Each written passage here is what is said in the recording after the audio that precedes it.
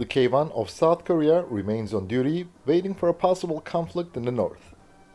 Although its successor, the next generation K-2, is the new star of the Republic of Korea Army, or ROKA, and unmanned aerial vehicles seems to dominate the modern battlefield, Seoul is not abandoning this main battle tank.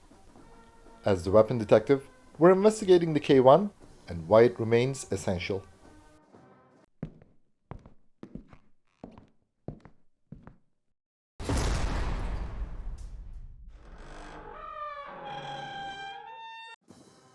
The K-1, sometimes called the Type 88, is essentially the smaller South Korean cousin of the US M1 Abrams.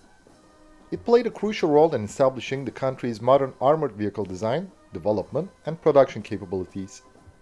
In today's world, where the K-2 is available and the modern battlefield has evolved, why does South Korea not retire it? Before explaining this, let's briefly review the history and features of the K-1 as usual. The story began in the early 1970s when South Korea received an intelligence report stating that North Korea was locally producing Chonma tanks based on the Soviet T-62. The ROKA's M47 and M48s with a 90mm gun could not counter the new threat. Furthermore, the USA withdrew its 7th Infantry Division from the country. Therefore, South Korea requested new M60 tanks, but Washington did not accept the demand and instead offered to provide more M48s along with a modernization package. As the new threat was imminent, Seoul had no choice but to accept this offer. Nevertheless, the M48 modernization was unsatisfactory and the ROKA began searching for a new tank. This time, the USA was willing to sell the now outdated M60 or grant its production rights. This offer was naturally unsatisfactory for South Korea, which consequently collaborated with Germany to develop a new tank based on the Leopard 1. Although these two countries tried to hide their joint effort, the news quickly spread and the US Chrysler Defense Company, now known as General Dynamics Land Systems, made a counteroffer in 1977 based on the latest M1 Abrams. Seoul ultimately accepted this offer and selected Hyundai Precision Industry, now Hyundai Rotem, as the local partner for the program. The parties signed a Memorandum of Understanding in 1978. In 1980, an agreement was signed for the building of two prototypes. The new tank would be a derivative of the M1 Abrams, customized to meet the ROK's requirements. The development process was somewhat problematic. Since Chrysler Defense was naturally unwilling to share some critical technologies, South Korean engineers obtained them through some backdoors. Despite the company's complaints, the US government was lenient in its response to these industrial espionage efforts. Similarly, many restrictions initially imposed by Washington would not pose a problem later on. Nevertheless, Chrysler Defense did not give up attempting to hinder South Korea's modern tank design and development ambitions. It provided old blueprints. Even so, the program proceeded on track. The tank's first of two prototypes, called XK-1, was completed in 1983 for testing of automotive performance, endurance, and reliability. It was a fully payloaded chassis fitted with a non-operational turret. 1 year later, the second prototype commenced fire control tests in the USA. After the trial, South Korea decided to replace the original US-made engine, transmission, and sight systems with those produced by German and French manufacturers. The first production K-1 was completed in 1985. The tank was unveiled in 1987, by which time several battalions had been equipped with it. Along the front arc of the K-1, including the nose, turret front, and sides, advanced Chobham-type armor is fitted, manufactured in the US. Its composition consists of composite materials filled between steel plates. The frontal armor thickness of early production models ranges from 400 to 500 mm, which was increased to 600 mm in later models, and the combat weight has also increased to 51.5 tons. It is resistant to all 115 mm kinetic and chemical energy ammunition fired from the Chonma. The K-1 is fitted with an automatic halon fire detection and suppression system for both crew and engine compartments, along with CBRN filters and smoke grenade launchers to increase its survivability. Its high power-to-weight ratio and low ground pressure offer the tank excellent cross-country mobility, further enhanced by a remote track adjustment system and a hybrid suspension system with improved torsion bars in the center and hydropneumatic suspension units at each end. The K1 can accelerate from 0 to 32 km per hour in 9.4 seconds. The two-axis stabilized Sajam VS-580-13 panoramic commander sight provides the tank with hunter-killer engagement capability.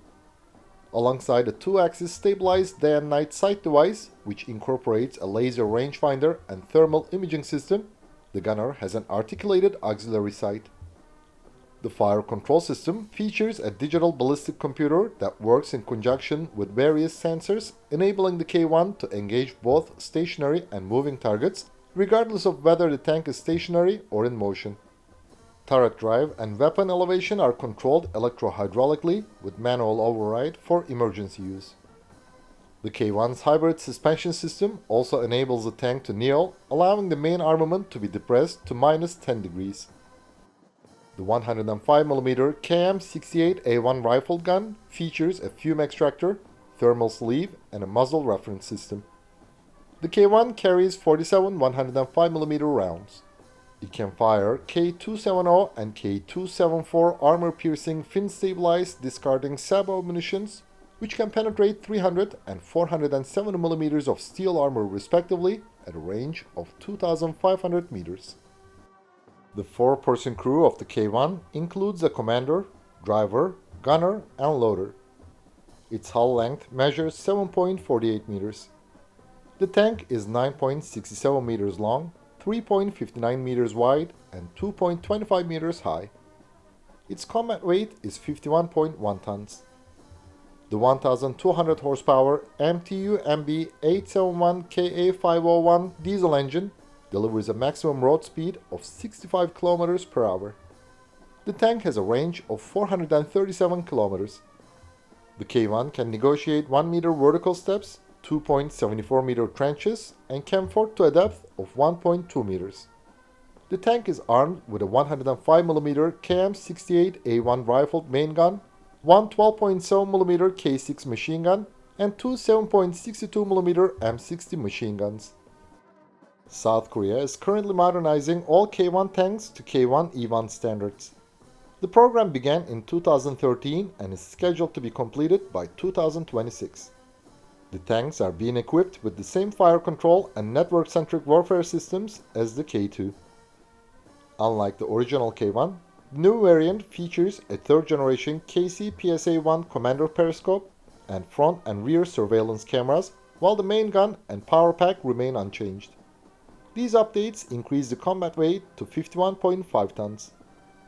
The planned K1E2 will be equipped with enhanced KSAP armor, a positive pressure CBRN filter, a 1320 or 1500 horsepower engine, and a remotely operated weapons station. Although it was later proven to be false, in the late 1980s, intelligence reports indicated that North Korea had acquired T-72 tanks. As a result, South Korea launched a program for a new K1 variant with improved protection and greater firepower called the K1A1. Unlike the previous effort, this time only South Korean engineers were involved in the project. The K1A1 was unveiled in 2001. The main armament selected is the 120mm 44 caliber KM256 smoothbore gun, a licensed production version of the US M256 developed based on the Rheinmetall's L44. It can fire locally made K276 armor-piercing fin-stabilized discarding sabot munitions capable of penetrating 300 to 600 mm of steel armor at ranges of 2,500 to 1,200 meters respectively. The K1A1 carries 32 rounds of 120mm ammunition. Its fire control system features a locally developed laser rangefinder. Unlike the K1's tube-shaped commander day-only sight, the A1 version's cone-shaped sight provides both day and night capabilities. The gunner also has an updated sight. The KSAP composite armor is thicker and more advanced, providing superior protection. The tank has a combat weight of 53.2 tons. The K1A1 features improved torsion bars and hydropneumatic suspensions to handle the increased weight and withstand the recoil of the 120mm gun. The network-centric warfare-capable K1A2 variant has a battlefield management system, identification friend or foe equipment, a thermal sight for the driver, and front and rear surveillance cameras. The K1A3 version, also called as the K1A2 PIP, features a positive pressure CBRN filter and soft-kill active protection systems. The K1 ARV Armored Recovery Vehicle, the K1 AVLB Armored Vehicle Launched Bridge, and the K600 Rhino Combat Engineer Vehicle are other variants of the K1. The recent wars, particularly the Russian invasion of Ukraine, have called the traditional military doctrines into question. Many people now praise unmanned combat aerial vehicles and kamikaze drones as the new rulers of the battlefield. For them, in this modern age, tanks are merely relics, especially those designed 40 years ago. They probably think that South Korea's K1 modernization effort is nothing but narrow-mindedness and a waste of money. We have some counter-arguments to these claims. First of all, viewing the modern battlefield as an area with a singular characteristics is incorrect. Different geographical conditions and military organizations naturally led to differences in the type of warfare. The front line in Ukraine is too extended. Even the Russians had to narrow it after the initial attack failed. However, it remains as a stretch line for control. There, unmanned combat aerial vehicles and kamikaze drones can exploit numerous gaps to infiltrate behind the front line. The second issue is that the stretch lines hinder the concentration of force. Since the start of the war, Russia has deployed battalion-sized assault units and has been unable to establish air superiority despite its numerical advantage. Both Russians and Ukrainians have used a large number of unmanned combat aerial vehicles and kamikaze drones, but neither side has been able to win the war yet after 3 years. For us, the wonder weapon of our time, the new ruler of the battlefield, ought to be more effective in this regard. Unlike the Russo-Ukrainian War, the front line in the Korean Peninsula is relatively narrow, allowing for the provision of adequate air defense coverage for ground units. Unmanned combat aerial vehicles and kamikaze drones may struggle to locate gaps while evading surface-to-air missiles and anti-aircraft guns. We don't claim that flying robots would be useless in a war on the Korean Peninsula. We say that they would not be as effective as they were in Ukraine. Unmanned combat aerial vehicles and kamikaze drones are not the first weapon systems that threaten the existence of tanks. During the 1973 Yom Kippur War, the excessive use of the RPG-7 and AT-3 Sagar causes significant Israeli tank losses. Since then, many military experts have maintained that the age of tanks has ended. However, during the same war, Ariel Sharon demonstrated that such weapons could not hold a large-scale armored assault. The counterattack of the Israeli tanks halted the Egyptians, and the tanks played a vital role when the Israeli soldiers crossed the Suez Canal. In the event of a possible conflict between South Korea and North Korea, they would likely engage along a narrow front line, deploying massive armored units for an assault. Therefore, it would not resemble battles in Ukraine. Modernizing K1 is not merely a futile act driven by nostalgia for an ancient tactical approach. The region's conditions demand it. Does the K1E1 with a 105mm gun still possess potential in such a conflict? Not all North Korean tanks are modern.